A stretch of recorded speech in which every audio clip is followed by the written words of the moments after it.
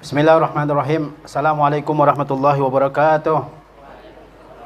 Alhamdulillahirabbil alamin wal aqibatu lil muttaqin wala udwana illa 'alal zalimin. Asyhadu an la ilaha illallah wahdahu la syarikalah wa asyhadu anna Muhammadan abduhu wa rasuluh sallallahu alaihi wasallam la nabiyya ba'dah. Pada pagi hari yang berbahagia ini kita kembali berkumpul di sekolah yang kita cintai ini untuk kembali melanjutkan perjuangan kita menuntut ilmu. Mudah-mudahan Allah Subhanahu wa taala memudahkan kita semua dalam usaha kita mencari ilmu. Salawat beserta salam senantiasa kita hadiahkan buat Nabi kita tercinta Muhammad sallallahu alaihi wasallam yang dengan perjuangannya ya kita semua menikmati indahnya agama Islam, indahnya bertauhid. Mudah-mudahan kita ini termasuk di antara umat-umat yang senantiasa memegang teguh ajaran Rasulullah sallallahu alaihi wasallam. Ajaran yang benar, ajaran yang lurus yang akan mengantarkan kita kepada kebahagiaan di dunia dan di akhirat. Para santri rahimakumullah, pada pagi hari ini Ustaz akan menyampaikan ya apel tausiah dengan judul Hakikat Kemerdekaan bagi seorang hamba. Alhamdulillah, Allah Subhanahu wa taala memberikan bangsa kita, bangsa Indonesia, kemerdekaan dari penjajah yang telah lama menjajah bangsa kita ini. Ya, baik itu penjajah Belanda, Jepang yang pernah menjajah bangsa kita ini dari ujung ke ujung, dari ujung barat ke ujung timur. Tapi bangsa Indonesia adalah bangsa pejuang, bangsa yang tidak mau ditindas, bangsa yang tidak bisa menerima ya kezaliman yang dilakukan oleh seseorang. Oleh sebab itu, dari setiap daerah di Indonesia ini muncul para pejuang yang mengangkat senjata melawan penjajah. Lihatlah di Indonesia, perhatikanlah, dari setiap daerah muncul para pejuang, para mujahid-mujahid yang berjihad ya untuk membebaskan daerahnya dari penjajahan yang dilakukan oleh bangsa-bangsa asing. Kemerdekaan ini kita raih dengan jihad harta, dengan jihad jiwa. Entah betapa banyak para pejuang Indonesia yang telah gugur di setiap medan perperangan. Ada perperangan yang memakan waktu yang lama. Perang Padri di Sumatera Barat misalnya memakan waktu 37 tahun. Apakah bangsa kita mundur dari perjuangan itu? Tidak. Mereka semua berjuang terus-menerus sampai mereka meraih kemenangan. Kalaupun mereka mati, mereka insya Allah mati sebagai syuhada, sebagai syahid di jalan Allah Subhanahu wa taala. Itulah bangsa kita, bangsa Indonesia, bangsa pejuang. Bukan bangsa yang mau menerima segala bentuk penindasan, penjajahan dari pihak-pihak asing di luar bangsa kita ini. Ini adalah suatu ciri khas dari bangsa kita ini, bahwa kita ini adalah bangsa pejuang, bangsa yang kuat, bangsa yang tangguh, ya, bangsa yang tidak mau dirinya direndahkan, diinjak-injak oleh orang lain.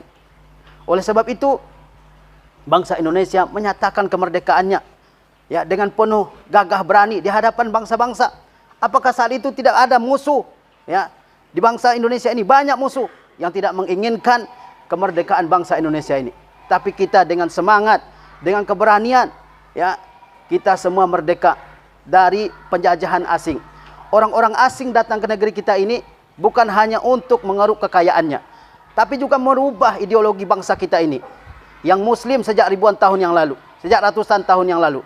Tapi alhamdulillah, kita semua tetap memegang teguh akidah yang telah ditanamkan oleh para ulama ya di hati kita semua.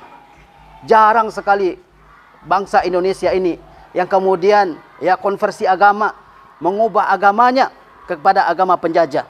Tapi semakin kuat penjajahan di negeri kita ini, umat Islam semakin kuat agamanya. Bahkan ya munculnya orang-orang hebat, pahlawan-pahlawan hebat di Indonesia ini adalah di saat bangsa kita ini sedang tertindas, sedang dijajah oleh pihak asing, sedang dikuasai, dicengkram oleh berbagai pihak asing. Dan alhamdulillah kita semua hari ini merasakan nikmat kemerdekaan. Tidak lagi dijajah oleh pihak asing. Tubuh kita bebas, ya, merasakan keamanan di negeri kita ini. Kemanapun kita pergi, kita merasakan keamanan. Kemanapun kita pergi, kita tidak merasakan kelaparan. Alhamdulillah, ini adalah suatu nikmat Allah Subhanahu wa taala yang patut kita syukuri. Siapa yang berjuang mengusir penjajah dari negeri ini? Adalah para pemuda-pemuda seperti kita ini. Bukan orang-orang tua, tapi adalah anak-anak muda yang penuh semangat untuk membela, mempertahankan, dan mengangkat derajat bangsa kita ini. Bangsa kita bukan bangsa yang bodoh. Bangsa kita adalah bangsa yang siap ya untuk bersaing dengan bangsa asing dalam bidang apapun di dunia ini. Ini harus jadi suatu prinsip dalam kehidupan kita ini. Kita diciptakan oleh Allah sama semuanya. Sesungguhnya manusia semua dari Adam, dan Adam diciptakan dari tanah. Yang membedakan kita dengan yang lain itu adalah keimanan dan ketakwaan kita, serta perjuangan kita sejauh mana di hadapan Allah Subhanahu wa taala. Walaupun pintar, tapi kalau malas, maka tidak akan menghasilkan apa-apa dan tidak akan jadi apa-apa. Tapi ada yang sederhana ya kemampuannya, tetapi begitu rajin, begitu sungguh dalam belajar, dalam menuntut ilmu, dalam mengkaji ya ilmu, maka dia akan jadi seorang yang alim. Kemerdekaan kita ini yang beberapa hari yang lalu kita peringati, itu adalah suatu nikmat yang Allah Subhanahu wa taala berikan kepada kita. Allah Subhanahu wa taala mengingatkan kita semua umat Islam dengan kemerdekaan tersebut. Kata Allah Subhanahu wa taala, "Falyabudu rabb hadzal bait allazi at'amahum min ju' wa amanahum min khauf." Maka hendaklah mereka beribadah kepada Rabbnya, kepada Tuhannya hadzal bait, yaitu kepada Tuhannya Ka'bah. Allazi at'amahum min ju', yang telah memberikan mereka makanan ya padahal sebelum mereka berada dalam kelaparan.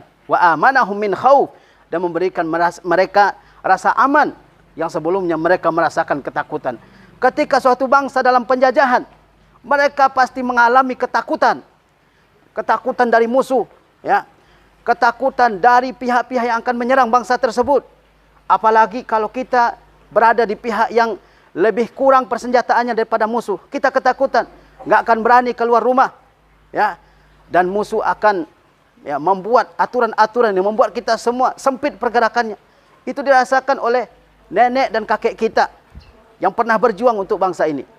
Ketakutan terjadi di mana-mana. Ya, mendengar senjata, suara pesawat, ya, suara mortir dan sebagainya, akan merasakan ketakutan. Belum lagi ketakutan akan terjadinya pembunuhan, pembantaian, penyerangan ke suatu tempat. Kemudian ketakutan yang kedua adalah kelaparan, di mana biasanya ketika terjadi perperangan, ya, pihak musuh akan menyetop stok daripada sembako, ya, sehingga suatu bangsa kelaparan. Lihatlah bangsa-bangsa muslim yang terjajah hari ini. Mereka tidak merasakan keamanan, merasakan ketakutan, dan ketakutan itu terbayang dari wajah mereka. Kelaparan, lihatlah bangsa Palestina, bangsa muslim Rohingya di Burma, ya, dan sebagainya. Lihatlah bagaimana mereka tidak merasakan ya keamanan dan tidak merasakan kekenyangan. Alhamdulillah, kita di negeri ini Allah Subhanahu wa taala berikan ya keamanan, dan kita diberikan oleh Allah Subhanahu wa taala stok makanan yang berlimpah, sehingga kita tidak merasakan adanya ketakutan, kita tidak merasakan adanya ya kelaparan. Lalu apa kata Allah Subhanahu wa taala?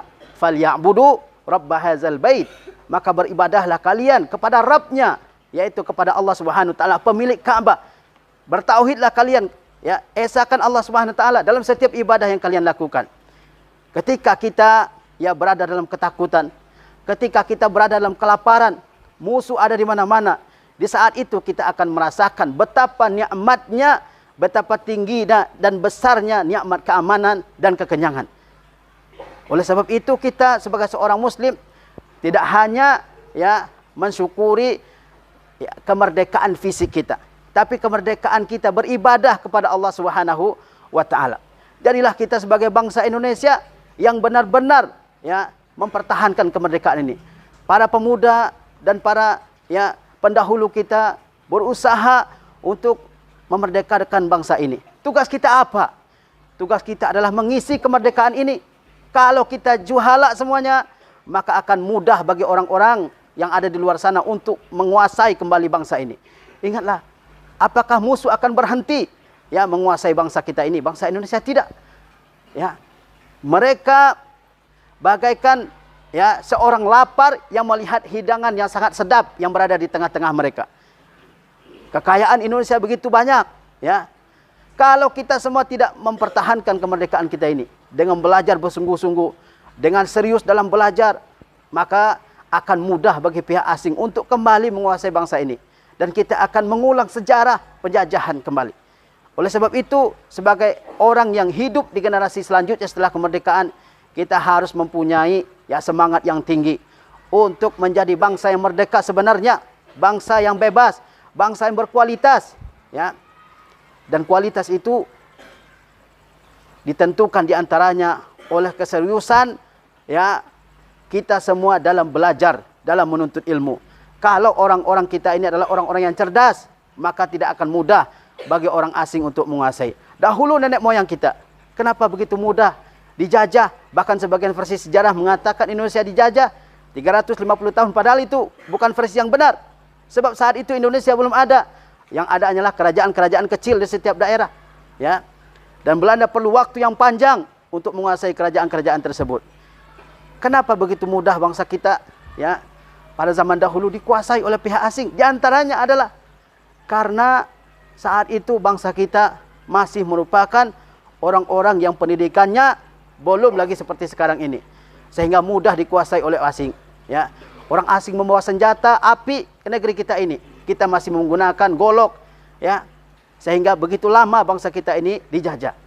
Dan orang asing pandai memanfaatkan kebodohan bangsa Indonesia saat itu dengan memecah belahnya, ya, sehingga terkenallah suatu prinsip di kalangan mereka, divide et impera, yaitu kuasailah, pecah belahlah sehingga kamu bisa berkuasa.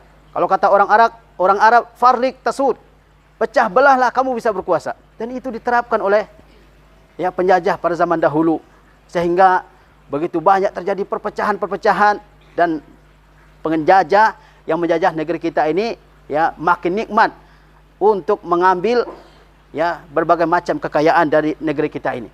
Sebab itu kita semua para santri yang dirahmati oleh Allah SWT, kalian mesti belajar dengan sungguh-sungguh.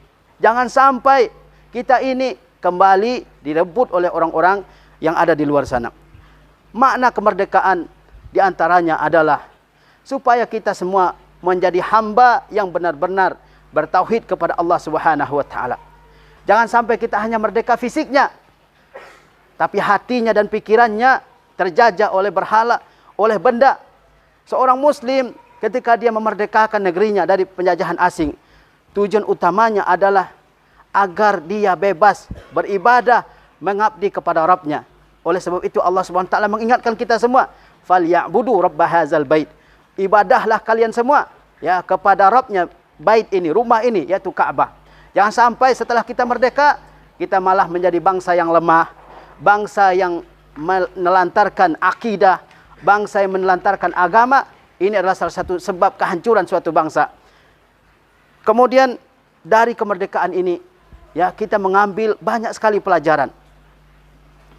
Di antaranya adalah bahwasanya nikmat Allah Subhanahu wa taala akan terasa oleh kita semua tatkala nikmat itu telah tiada dari kita semua.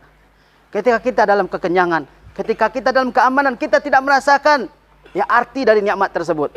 Tetapi ketika kita semua dalam kelaparan, dalam penyakit, maka kita akan merasakan betapa nikmatnya kekenyangan, betapa nikmatnya kesehatan. Oleh sebab itu kita semua mensyukuri nikmat kemerdekaan yang telah diraih oleh bangsa Indonesia ini. Dan kemerdekaan itu para santri dan santriwati rahimakumullah tidak hanya berupa kemerdekaan fisik. Kalau kemerdekaan fisik alhamdulillah kita semua sudah rasakan pada hari ini. Tapi ada bentuk-bentuk kemerdekaan lain yang mesti direbut dan dipertahankan oleh seorang muslim. Di antaranya adalah merdekanya seorang hamba dalam beribadah kepada Allah Subhanahu wa taala. Seorang hamba yang diciptakan oleh Allah Subhanahu wa taala untuk beribadah kepada Allah Subhanahu wa taala, dia harus merdeka dari segala bentuk penghambaan kepada selain Allah Subhanahu wa taala. Rabb kita satu, Tuhan kita satu, Allah Subhanahu wa taala.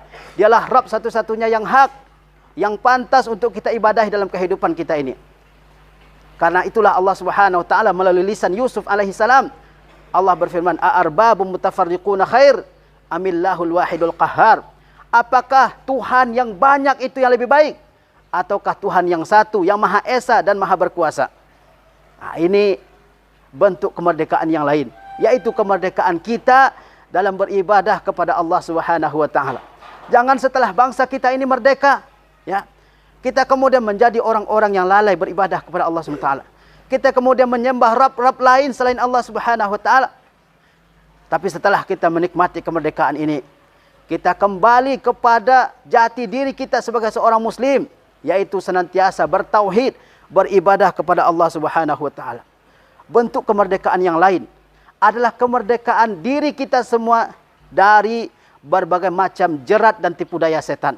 Sesungguhnya syaitan diciptakan oleh Allah Subhanahu wa taala adalah untuk menguji manusia. Apakah mereka bisa menahan diri mereka dari segala godaan syaitan, dari segala langkah-langkah setan yang akan menyesatkan manusia. Bisakah kita memerdekakan diri kita semua dari langkah-langkah setan, dari tipu daya setan, dari jerat-jerat setan yang senantiasa dilakukan oleh setan untuk menjebak manusia sehingga manusia celaka di dunia dan di akhirat. Banyak langkah-langkah setan, ada kesyirikan, ada bid'ah, ada khurafat, dosa-dosa besar, dosa-dosa kecil, kesombongan, ujub dan sebagainya. Itu semua adalah jerat-jerat setan yang dipasang oleh setan untuk menyesatkan kita semua. Mampukah kita semua membebaskan diri dari semua itu? Kalau kita mampu, disitulah kita akan merasakan kemerdekaan yang sejati.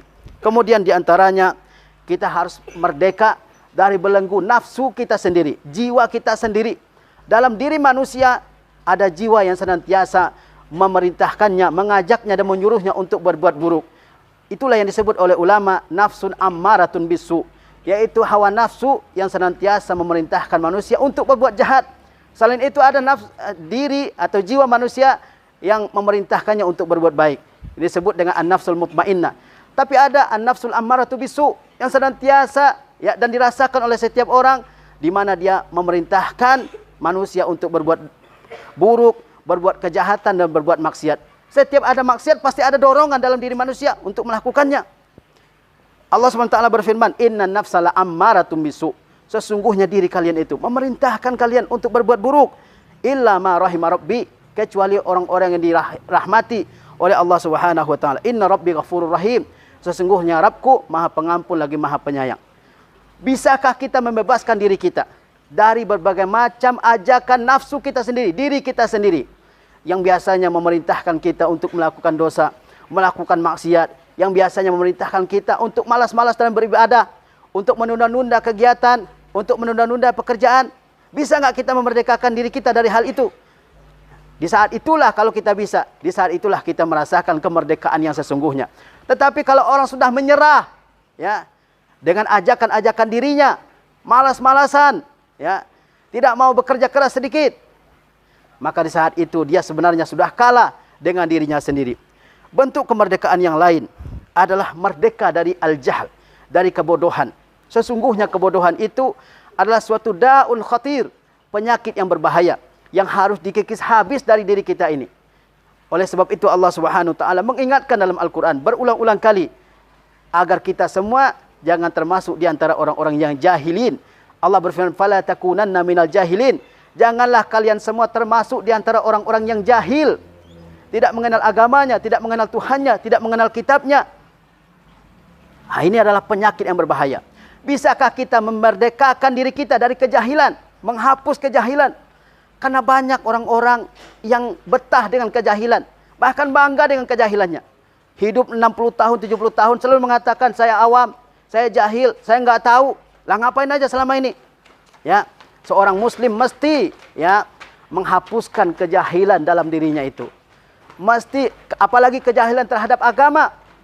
Ini harus dihapuskan sedikit demi sedikit dengan menuntut ilmu.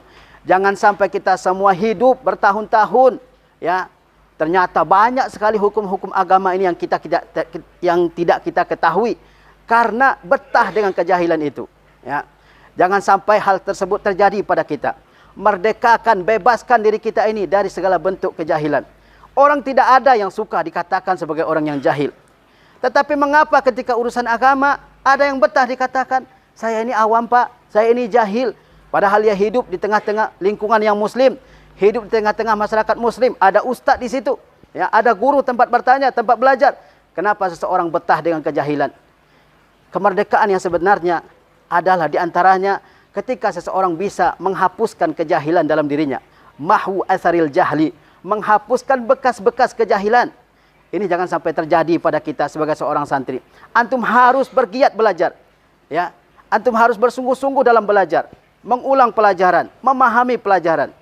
Dan pada hari ini insya-Allah kita semua akan mengadakan ya beberapa acara lomba, dan hadiahnya nanti adalah buku-buku, dan buku itu adalah cara di antara sekian cara menghapuskan kejahilan dalam diri kita. Baca buku, ya. Kita lihat bangsa Indonesia ini minat bacanya sangat kurang. Dulu saya waktu di Mesir, ya, ada teman saya orang India, dia membaca dari habis subuh sampai jam 12 malam. Duduk di sebuah tiang dari tiang-tiang masjid, membaca sekian banyak buku. Ya, kita masih kurang dengan mereka semangatnya. Masih kalah dengan mereka. Lihatlah kalau antum naik kendaraan umum, berapa orang yang membaca? Tidak ada. Tapi kalau video hiburan, video musik, video nyanyi, video lawak, berjuta-juta kali yang menonton. Tapi kalau ilmu, sangat sedikit. Ini adalah salah satu sebab kemunduran. Kemajuan semua bangsa, diantaranya adalah dengan banyak membaca. Jangan sampai kita menjadi umat yang pertama kali wahyu diturunkan kepadanya, Iqra, bacalah. Tapi kita semua tidak membaca. Ya, tidak membaca Al-Quran, tidak membaca buku-buku agama, tidak membaca juga buku-buku pengetahuan umum. Sehingga kejahilan itu bercokol dalam otak kita semua. Baca buku, pelajari, sehingga kita semua menjadi orang-orang yang alim. Ingatlah Allah Subhanahu wa taala, ya, mengingatkan kita semua agar kita semua tidak termasuk di antara orang-orang yang jahil. Fala takunanna minal jahilin. Dan sebaliknya Allah Subhanahu wa taala memuji dalam banyak ayat Al-Qur'anul Karim orang-orang yang berilmu, orang-orang yang mempunyai pengetahuan. Di antara kemuliaan ilmu, kata Ali bin Abi Thalib, adalah seseorang tidak mau dianggap sebagai orang yang jahil. Antum dikatakan kamu tidak tahu, itu enggak seenak rasanya. Kita menolak untuk dikatakan sebagai orang yang tidak tahu. Tapi usaha kita untuk menghapus ketidaktahuan itu yang kurang dalam diri kita. Maka mesti, ya, harus kita ini menjadi orang-orang yang sungguh-sungguh dalam belajar, membaca, ya. Banyak sekali buku yang bisa kita baca untuk menambah pengetahuan kita ini. Lihatlah para pahlawan-pahlawan yang hidup di Indonesia. Mereka orang-orang cerdas, ya. Mereka orang-orang pintar, bacaannya dalam berbagai bahasa. Kenapa kita sekarang ini tidak bisa? Muhammad Natsir, ya, seorang pahlawan dari Sumatera Barat, dia menguasai dikatakan sampai 6 bahasa asing. Ada bahasa Inggris, bahasa Belanda, bahasa Arab, dia kuasai. Padahal pendidikannya setingkat SMA pada zaman sekarang ini, tapi cerdasnya luar biasa. Di antaranya adalah karena semangatnya membaca. Kita sekarang ini kurang dalam hal itu, ya. Maka nanti setelah ini kita berharap kalian semua ada minatnya untuk membaca, ya, sehingga bertambahlah pengetahuan, bertambahlah maklumat dalam kepala kita. Jangan sampai kita ini tamat tapi sama aja dengan orang yang tidak pernah belajar, sama-sama awamnya. Ini adalah musibah, ya. Kemudian bentuk kemerdekaan yang lain adalah kemerdekaan dari dunia dan segala bentuk perhiasannya. Dunia yang senantiasa menelantarkan kita dari beribadah kepada Allah SWT. Dunia yang senantiasa melupakan kita dari ibadah kepada Allah SWT. Banyak orang-orang yang karena urusan dunia, dia terbelenggu dengan urusan dunia tersebut, sehingga dia tidak bisa, ya, beribadah kepada Allah SWT, tidak mampu beribadah kepada Allah SWT. Kemudian kemerdekaan yang lain adalah kemerdekaan diri kita dari perkara-perkara yang sia-sia. Begitu banyak perkara sia-sia yang kalian lakukan, yang dilakukan oleh sebagian manusia. Nongkrong-nongkrong sampai larut malam, main game berjam-jam, ya. Kemudian main-main hal-hal yang tidak penting, hal-hal yang tidak berguna bagi dunianya dan bagi akhiratnya. Ini harus dikurangi, bahkan ditinggalkan sama sekali. Kata Rasulullah SAW, min husni islamil mar'i tarkuhu ma la ya'ni. Di antara baiknya keislaman seseorang itu adalah dia meninggalkan apa yang tidak penting baginya. Coba pikirkan, sebelum saya melakukan sesuatu ini penting atau tidak, bermanfaat atau tidak, ya. Bercanda dengan kawan-kawannya berjam-jam, ya, ataupun tidur sekalipun terlalu lama, itu tidak penting. Dan ini harus dibebaskan diri kita dari semua itu. Kata Rasulullah, di antara baiknya keislaman seseorang adalah dia meninggalkan hal yang tidak penting bagi dirinya.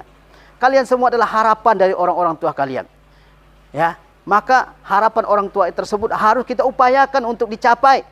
Jangan sampai ketika sudah habis uang orang tua, ketika harapannya sudah begitu besar terhadap kalian, tidak ada yang dia dapatkan selain kekecewaan. Ya, ini adalah salah satu bentuk uquq, bentuk kedurhakaan kepada kedua orang tua. Di antara bentuk kemerdekaan itu adalah kemerdekaan diri kita dari berbuat hal-hal yang tidak penting. Misalnya menzalimi orang lain, berbuat anarkis, merusak, apalagi merusak fasilitas-fasilitas umum.